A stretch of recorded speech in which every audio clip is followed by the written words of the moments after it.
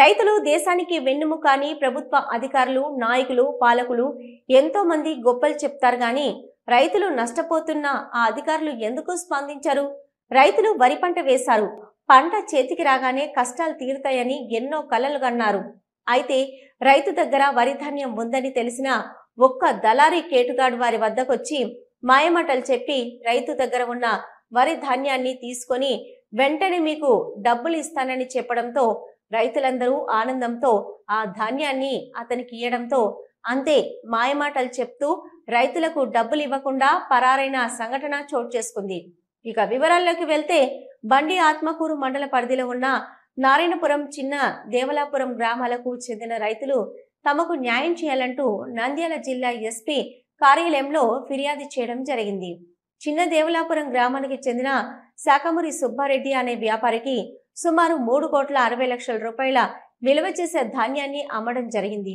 ధాన్యం అమ్మినప్పటికీ అందుకు సంబంధించిన డబ్బును చెల్లించడంలో వ్యాపారి సుబ్బారెడ్డి అదిగో ఇదిగో అంటూ రైతులను మభ్యపెడుతూ వచ్చాడు. అదీగాక వ్యాపారి సుబ్బారెడ్డి గత 2 నెలల నుంచి కర్ణాటక రాష్ట్రంలోని సిరుగుప్పలో కుటుంబంతో సహా చేరిపోయాడు. సిరుగుప్పకు చెందిన వ్యాపారి సుబ్బారెడ్డికి డబ్బు ఇవ్వాల్సి ఉండగా సుబ్బారెడ్డి కూడా అక్కడే తిష్టవేసి కూర్చున్నాడు. దీంతో రైతులు గత్యంతరం లేని పరిస్థితుల్లో నంద్యాల జిల్లా ఎస్పీ కార్యాలయంలో ఫిర్యాదు చేయడం జరిగింది. ధాన్యం కొనుగోలు చేసి వ్యాపారి సుబ్బారెడ్డి తమకు ఎంతకు డబ్బు చెల్లించడం లేదని ఫిర్యాదు చేశారు.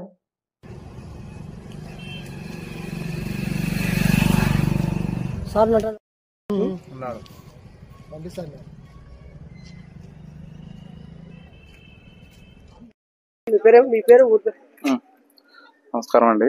మాది చిన్న దేవలాపురం, నారాయణపురం గ్రామ ప్రజలము. మేమంతా గత 6 నెలల నుండి సుబ్బారెడ్డి గారు అనే అతను వ్యక్తి మా ఒడ్లు వేసుకొని మా దగ్గర నుంచి ఒక్కొక్కరికి 5 లక్షలు, 10 లక్షలు, 2 లక్షలు, 4 లక్షలు ఇలా మొత్తాన్ని తీసుకొని పోయి అడ్రస్ లేడు అతను.